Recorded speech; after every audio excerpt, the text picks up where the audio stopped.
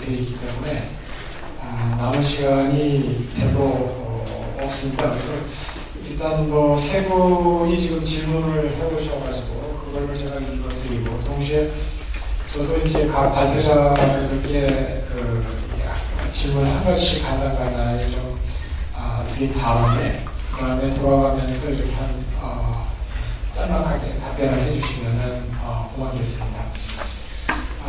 우선 제가 좀 간단하게 질문을 드리고자 하는 것은 우리 정성장 박사님 너무 잘 읽었습니다. 특히 북한 내부의 정책 결정 메커니즘에 초점을 맞춰가지고 여러 가지 좋은 설명을 제시해 주셨습니다. 특히 이 남쪽과 이 미국의 북한核사태 논의라든지 이런 것들이 건강 이상에 처해 있는 이 김정일 위원장 입장에서 반발을 초래했다는 그런 측면에 강조를 해주셨는데, 분명히 그런 요인이 중요한 어떤 원인 중에 하나라고 생각이 됩니다. 그런데 그 원인이 과연 어느 정도의 중요한 비중을 차지한다고 봐야 되는 것인지, 한 70% 정도의 어떤 비중을 차지한다고 봐야 되는 것인지, 아니면은 한 30% 정도의 비중을 봐야 되는 건지, 나머지는 혹시는 북한의 핵 보유를 향한 전략적인 고려가 애시당초부터 작동이 됐었던 그런 측면은 없었던 건지, 북한 측 입장에서 북한이 단순히 어떤 수동적으로 가능하다 보니까 여기까지 온 것인지 하는 그런 질문입니다. 특히 북한 측에서 어떻게 이렇게 초강수를 한꺼번에 급하게 퍼붓듯이 쏟아 부었나 하는 그런 질문에 대해서 설명이 안 되는 그런 측면이기 때문에, 왜냐하면 쏟아 부은 행위 자체가 바로 이 전략적인 북한의 고려, 특히 예를 들자면 인도식 모델을 추구하는 그런 의지가 담겨져 있다, 이렇게 해서 드리기 때문에 제가 한번 그런 질문을 드려봅니다. 그 다음에 이 김문식 교수님 설명도 일목요연하게 아주 설득력 있는 그런 설명을 해주셨습니다만은, 김 교수님에 대해서도 제가 질문 드리고자 하는 것은 비슷한 질문입니다.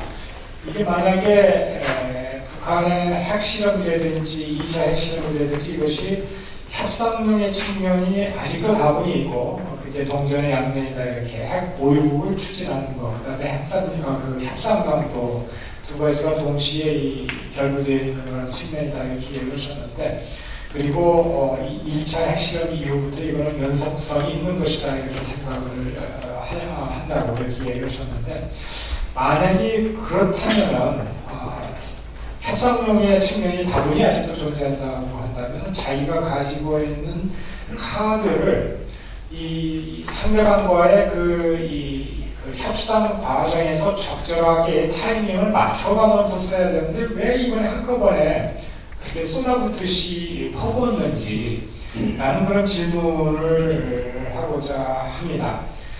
물론 이제 오바마에 대한 어떤 새 협상, 오바마 행정부에 대한 새 협상에 대한 어떤 기대, 또 과거 협상에 대한 추억, 그 다음에 2012년 강성대국, 스케줄이 급하다 이런 얘기를 하셨는데, 설령 그렇다고 하더라도 오바마 행정부 끝나기까지는 4년이 남았고, 강성대국 추진 목표에 위해서는 3년이 남았는데, 이거 왜 3개월 만에 다 자기네들이 가진 카드를 쏟아 부었는지, 이거를 어떻게 해석을 해야 되는지, 이거는 혹시나 미국이나 서방 측에서 무슨 이 보상을 해준다고 약속을 해도 앞으로는 결코 핵을 포기하지 않겠다라고 하는 강한 의지의 표현은 아닌지, 그래서 이른바 인도 모델을 추구하는 그런 전략을 나가기 위해서 그런 것은 아닌지 하는 그런 질문을 좀 드리고 싶습니다. 정경련 교수님 발표는 실제 안보의 최일선에서 일을 하는 이 군 측의 입장에서 아주 잘 정리를 해주셨습니다.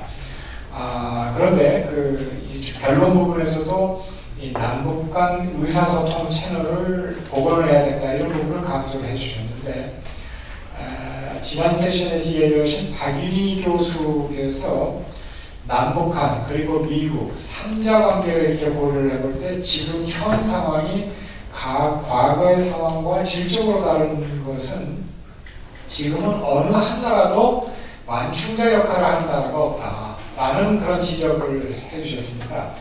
근데 정 교수님 보시기에 지금 현재 남북한 간의 의사소통 채널의 그 복원 가능성이 얼마나 되는 것인지, 왜냐하면 정치적인 의지를 가진 그 남북한 정치적인 최고 결정자의 그 남북한 간의 의사소통 이 구조가 얼마나 유리하게 또 안정적으로 형성이 되어 있느냐라는 것이 중요한데, 지금 DJ 때와 지금의 어떤 그 관계를 보면 질적인 차이는 혹시 없는지 이런 질문을 좀 던지고 싶고요. 그 다음에 또 하나 중요한 변수는 정치적 최고 결정자의 국가 원수와 그 다음에 일선에서 작전을 하는 그 군 지휘관 내지는 그 함대 예를 들자면 어떤 그 함자애들 이런 사람들 간의 그 의사소통의 그 구조가 1차 그 연평해전이 아니고 2차 연평해전 때에는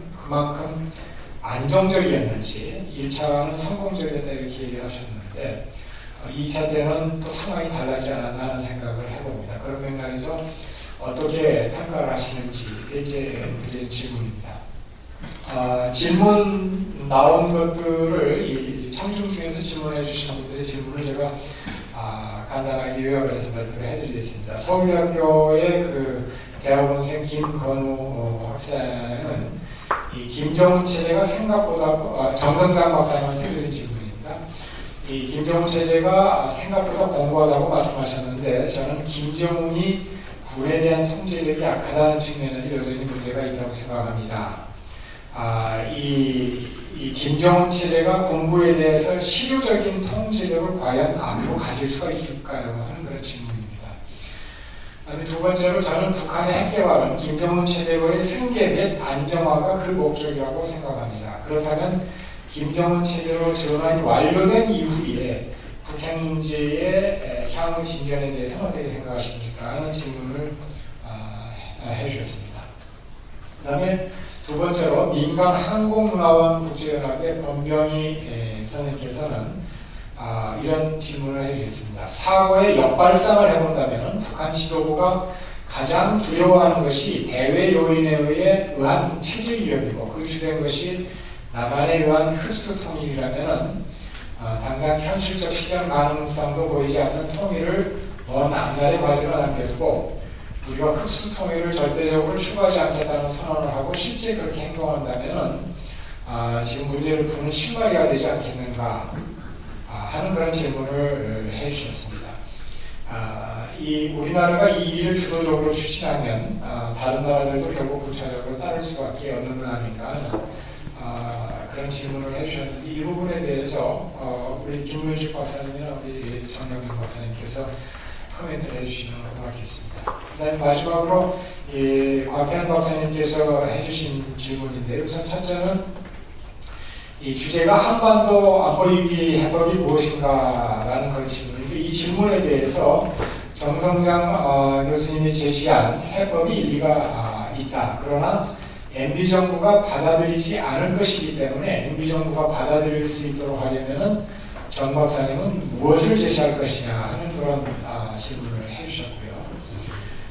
김근식 교수께서 이 대책이 없다고 했는데 그건 아까 이제 그 코트한 이 권력 승계나 내부 문제 때문에 북한이 이런 조치를 취하고 있다는 이론에 입각하면 우리가 할 일이 없다는 그런 의미에서 대책이 없다고 이 얘기를 했는데 왜 대책이 없는지 이해가 안 간다. 오늘 아침 김영희 중앙일보 대기자는 8.15 경축사에서 남북관계 복원을 위해 MB에게 대북 제안을 제시하라고 촉구했는데 이런 대북 정책의 전환이 필요성이 있다고 보는가 이런 것들은 해법이 될 수 없는가 하는 그런 취지의 질문을 드렸습니다. 일부 분석가들은 북한은 전면 전쟁을 할 능력과 의지가 없다고 보는 분들도 있는데 아직도 일부 보수파들은 핵무기 사용해서 적과 통일을 거론하고 있습니다. 남북관계의 정상화를 위해 당근과 채찍을 병행 추진하는 것이 바람직한가 하는 질문을 정경련 교수께 해주셨고, 특히 MB 정부가 현 대북 정책을 고수한다면은 향후 남북관계의 미래는 어떻게 진전될 것인지 걱정이다. 정경련 교수의 견해를 듣고 싶습니다. 이렇게 질문을 해주셨습니다. 우리 정성장 교수님께서 답변해 주시고 순서대로 한 2-3분, 2분 질문 이렇게 질문의 이 심도랄까 난이도는 굉장히